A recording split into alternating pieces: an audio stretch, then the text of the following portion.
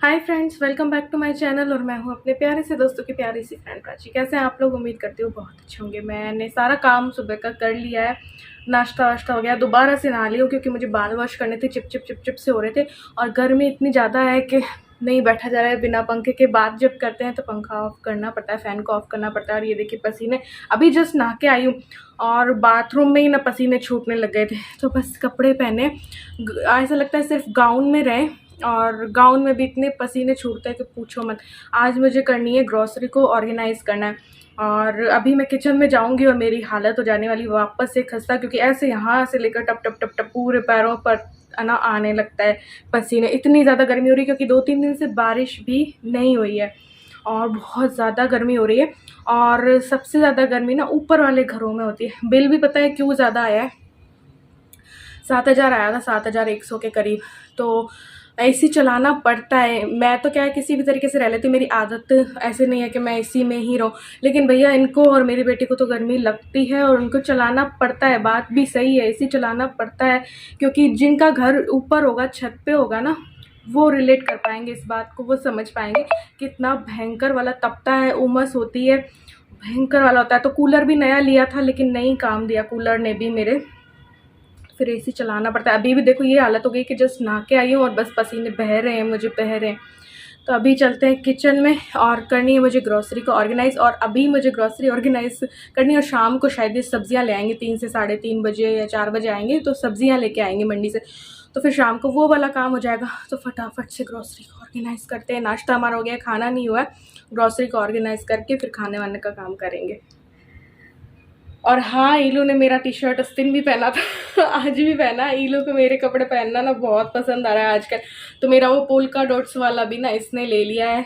क्या था वो टॉप जो मैं साउथ में, हाँ साउथ में लेके गई थी ना, तो वो वाला इसने ले लिया है। चलो भैया इसके लिए भी पंखा चलाएं। तो मैं आ गई हूँ किचन में। सबसे पहले ईलू के जो ये सामान है ना, मैगी वगैरह, पास्ता वगैरह, ये ना एक साथ डाल देती हूँ। उसके बाद जो है ग्रोसरी को ऑर्गेनाइज करूंगी, दालों को। और क्योंकि अभी बारिश का सीजन भी है तो कीड़े ना लगे इसका भी देखना पड़ेगा। हालांकि लाती मैं उतना ही हूँ जितना कि 1 महीने के अंदर, 1.5 महीने के अंदर खप जाए, मतलब कि यूज आ जाए। ज्यादा मैं कभी भी उतना ज्यादा नहीं लाती कि कीड़े पड़ने लग जाए ऐसा कुछ। तो फिर भी मेरा थोड़ा बहुत बच ही जाता है। तो पहले ईलू वाली ग्रोसरी ऑर्गेनाइज कर लेते हैं फिर। सो फ्रेंड्स, सबसे पहले क्या करते हैं कि थोड़ा सा कपूर लेते हैं, उसे कटोरी में डालते हैं, थोड़ा सा पानी इसमें डालेंगे और कुछ देर के लिए इसको भिगाकर छोड़ देंगे। अब इसका क्या यूज़ लूँगी मैं आपको आगे बताऊंगी, क्योंकि कुछ लोगों ने मुझसे रिक्वेस्ट की थी कि ऐसा ना करना चाहें तो हम क्या कर सकते हैं, इसलिए। तो बस ये ईलू का सामान है। ये देखिए पहले के चोकोज वगैरह रखे हैं काफ़ी, एक बिस्किट रखे हैं, कुछ सूप रखे हैं, सूप के पैकेट इंस्टेंट वाले भी मैं रखती हूँ ताकि एकदम से उसको इच्छा हो जाए तो फिर ये वाले बना देते हैं। तो बस ये 3 एक पैकेट ही मैं नए वाले लाई थी, तो वो भी इसी डब्बे में डाल के रख दूंगी। बिस्किट के पैकेट भी डाल के रख दूंगी। इसमें क्या होता है ना, सामने ही मैं रखती हूँ, तो ईलू को जब भी कुछ चाहिए होता है तो अपने आप लेके और खा लेती है। चोकोज हुआ, बिस्किट हुआ, और ऐसे करके। ठीक है, कुछ सामान में ये देखिए पुराना रखा है, ये पहले का, तो एक इस डब्बे में डाल दूंगी। जो नया आया है ना, मैगी वगैरह, ये ओट्स भी मेरे रखे हैं, सब कुछ रखा है।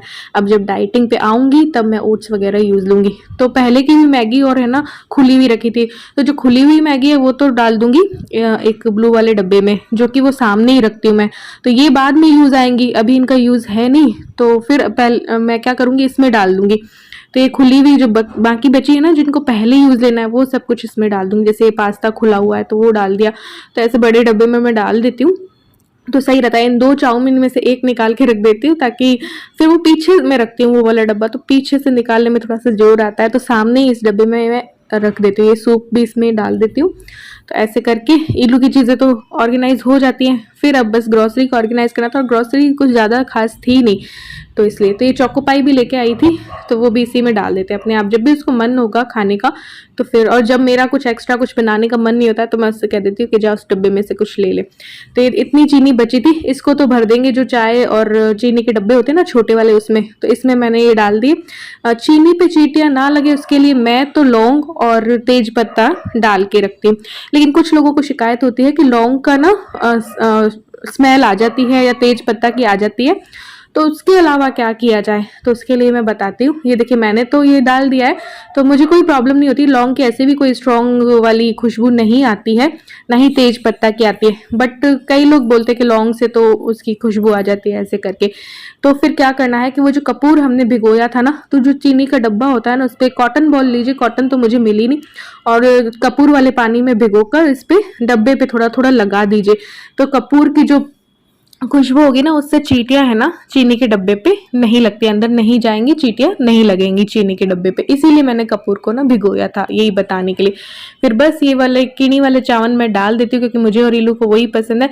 बाकी इंडिया गेट वाले दूसरे में डाल देंगे। तो इनमें भी मैं लौंग वगैरह ही डाल के रखती हूँ, तो कीड़े नहीं लगते। और अभी वैसे भी बारिशों का सीजन है ना, तो फिर चाहे बारिशों का सीजन हो चाहे तो ना हो, मैं हमेशा ही लौंग, तेज पत्ता और ये सारी चीजें ना इसमें डाल के ही रखती हूँ, तो कभी भी कीड़े नहीं लगते हैं। और कई चीजें मैं फ्रीजर में रखती हूँ, तो फ्रीजर में बहुत सी ऐसी चीजें होती है जो फ्रीजर में रख दो तो कतई नहीं लगेंगे। वरना आप बाहर भी ऐसी सूजी वगैरह ऐसी चीजें होती है, मैदा वगैरह, इनमें क्या है कि बाहर रख दो ना, तो चाहे लौंग डाल दो चाहे कुछ भी कर दो, तो कुछ ना कुछ लटें वगैरह ना पड़ी जाती हैं। तो ये भी सारे देखो एक्स्ट्रा चीजें रखी हैं, अभी ये काम नहीं आने वाली है। ये लाल मिर्ची है सूखी वाली, तेज पत्ता है, कुछ बाहर रखती हूँ, कुछ अंदर। ये पीली वाली राई है चार वाली, और अलसी है, कुछ मेरी फ्रिज में रखी है। इसीलिए बिल्कुल कम ग्रोसरी आती है कि अगर ये वाली चीजें एक बार ले लो ना तो बार बार नहीं आती है। ये देखो साबुत धनिया भी रखा है, तो कचौड़ी समोसे और में काम आता रहता है। ये मेरे बचे हुए थे फूल मखाने, तो उनको पहले निकाल दूंगी, इनको ऊपर कर लूंगी, तो नए वाले भर के और पुराने वालों को ऊपर इसके कर दूंगी, ताकि पुराने वाले पहले यूज आ जाए। आजकल उतना यूज नहीं आता है, क्योंकि अभी मैं डाइटिंग पे नहीं हूँ और मेरा वजन भी काफी बढ़ गया है। तो बस नेक्स्ट मंथ से ना स्टार्ट करेंगे डाइटिंग वगैरह, और अपना वो रूटीन जो है वो भी स्टार्ट करूंगी। अभी तो माइंड इतना ख़राब रहा ना इस महीने, पिछले महीने इतना ज़्यादा ख़राब रहा कि कुछ भी अपने ऊपर ध्यान नहीं दिया। ये देखो पसीने भी आ गए हैं कितने मेरे। तो बस वो ये जो होते हैं ना मुरमुरे, वो भरे हुए थे डब्बे में बाहर, तो वो अंदर ही रख दें। ये चीनी चाय चीनी वाला जो डेली यूज़ में चीनी आती है वो वाली फिर मैंने इसमें भर दी। तो बस अब दालों का काम मुझे करना था। तो दालें वैसे तो मैं धो करके और फिर है ना ड्राई रोस्ट करके रखती हूँ, तो बहुत आसानी रहती है, बार बार धोने की भी ज़रूरत और नहीं पड़ती है। बट अभी क्या है ना, बारिश का सीज़न और चल रहा है, तो धूप लगाती हूँ मैं तो अभी मुझे ऐसा लगा कि कभी भी बारिश आ सकती है, तो मैंने धोई तो नहीं उन दालों को, लेकिन क्या करूँगी कि ड्राई रोस्ट कर दूंगी। तो इससे भी ना दालों पे कीड़े नहीं पड़ते हैं, क्योंकि अभी बारिश है तो बारिशों में पड़ने का डर रहता है। ये चीज़ें मैं फ्रीज़र में रखती नहीं हूँ, दालें तो मैं बाहर ही रखती हूँ, क्योंकि डेली यूज़ की चीज़ें हैं ये, और फ्रीज़र में उतनी जगह भी नहीं है, तो इसीलिए। तो बस इन दालों को क्या करूँगी कि ड्राई रोस्ट कर दूंगी। 6 दालें मैं घर पे लाती हूँ। एक मूंग की धोआ दाल होती है, एक छिलका होती है, एक चना दाल होती है, एक अरहर दाल होती है, एक होती है उड़द की दाल धुली हुई, और एक साबुत उड़द जिससे कि दाल मखनी बनती है। तो 6 दालें होती है, और ये हर महीने नहीं आती है, और जिस महीने आ जाती है ना आधा आधा किलो, तो फिर 1 से 1.5 महीने मेरी चलती हैं। तो बस इनको थोड़ी देर ड्राई रोस्ट करना होता है, और बस फिर इनमें कीड़े नहीं लगते। आप ऐसे ही रख दो तब भी नहीं लगेंगे, लेकिन मैं थोड़ा लौंग भी डाल देती हूँ, तेज पत्ता भी डाल देती हूँ, या फिर आप सूखी लाल मिर्च डाल देते हैं, तब भी दालों में कीड़े नहीं पड़ते। तो बस इनको ड्राई रोस्ट करके और फिर रखती हूँ। ये देखिए बिना ड्राई रोस्ट हुई हुई दाल है, और पुरानी मैं आपको दिखाती हूँ धुली हुई और ड्राई रोस्ट हुई हुई, तो उसमें कलर में फ़र्क दिखेगा, आपको दिखाती हूँ। ये देखिए ये तो धुली हुई और ड्राई रोस्ट हुई हुई है, इसमें ज़रा भी कीड़े नहीं पड़े, और ये बिना ड्राई रोस्ट है। तो इस वाली में ज़्यादा मुझे लगता है कि जो छिलका वाली दाल होती है ना हरी, इसमें पड़ ही जाते हैं अधिकतर कीड़े, तो फिर मैं ऐसे ही रखती हूँ। ये चना दाल भी धुली हुई और बाकी बची हुई है पिछले महीनों की, और ये भी देखिए काफ़ी 3, 4, 5 महीनों से रखी होगी, अभी मेरी यूज़ नहीं आ रही है उड़द की धुली दाल। तो इसको धो रखा है और मैंने ड्राई रोस्ट कर रखा है, तो आराम से बस जब भी इसको भिगो दो, नहीं तो उसमें काफ़ी कचरा होता है ना। तो बस अब चना दाल और अरहर दाल को भी मैं ड्राई रोस्ट करके रख दूंगी। आज मैंने धोई नहीं है, वरना आप सबको पता होगा, पिछले व्लॉग्स आपने मेरे देखे होंगे गर्मियों वगैरह के, तो मैं ड्राई रोस्ट धो के धूप दे के थोड़ी सी और ड्राई रोस्ट करके रखती हूँ। वैसे तो धूप देने की ज़रूरत नहीं है, लेकिन फिर भी अभी नमी का सीज़न है ना, तो फिर डर रहता है, तो इसीलिए मैंने धोई नहीं है। तो ये देखिए अब इसको सुखा लूँगी, जब मतलब सुखाना क्या है कि रूम टेम्परेचर पे लेके आना है, उसके बाद ही भरना है, अदरवाइज नमी आ जाएगी इनमें और बदबू भी आ सकती है, तो इसलिए। बस फिर फ्रीज़र में से ये सामान निकाला कि भैया इधर उधर की पॉलीथीन में कुछ मैदा कहीं हो रहा था, कुछ मैदा कहीं हो रहा था, तो बस एक पॉलीथीन में कर देते हैं और फिर इनको रख देंगे। कई चीज़ें ऐसी होती है ना कि हमारी अलग अलग पॉलीथीन में रखी रहती है, पिछले महीने का बच गया या अलग अलग रखी रहती है, तो वो जगह भी ज़्यादा घेरती है। तो बस एक जगह पे उनको कर दो, तो जगह उतनी नहीं घेरेंगे। तो ये देखिए फ्रीज़र में मैं ये सब कुछ रखती हूँ कि मैदा हो गया, सूजी हो गई है ना, और दलिया हो गया, और आजकल हमारे ड्राई फ्रूट्स कोई खा ही नहीं रहा है, तो ये ड्राई फ्रूट्स भी ना मैं फ्रीज़र में ही रखती हूँ। तो अब बस वापस से देना स्टार्ट करूँगी। ये मैदा हो गया, ये सूजी, ये दलिया है, आधा मैंने ड्राई रोस्ट करके रखा हुआ है, ये छोले हैं पीले वाले होते हैं ना चाट के लिए, ये काबुली चने हैं, ये राजमा है, और पीछे भी मैं अभी इस महीने जो लाई थी वो और छोले हैं और काले चने हैं, ये देखिए। तो ये सब मैं फ्रीज़र में रखती हूँ, इनमें कभी भी कीड़े नहीं पड़ते, आप कितने ही टाइम रख लो इनको, तो फ्रीज़र में रखने से ज़रा भी कीड़े नहीं पड़ते हैं। और ये देखिए ये चीज़ें भी रखी है, साबूदाना हो गया, सावक हो गया, ड्राई रोस्ट किया हुआ दलिया भी रखा हुआ है, ये देखो मूंग हो गया, मोट हो गया, ये सब चीज़ें फ्रीज़र में रखो ना कीड़े नहीं पड़ते। ये काले चने तो इनको पहले यूज़ लेंगे, और इस तरीके से कुछ चीज़ें फ्रीज़र में रखती हूँ ताकि कीड़े ना पड़े। सो बस अब दालें जो है ठंडी हो गई थी तो भर लेते हैं।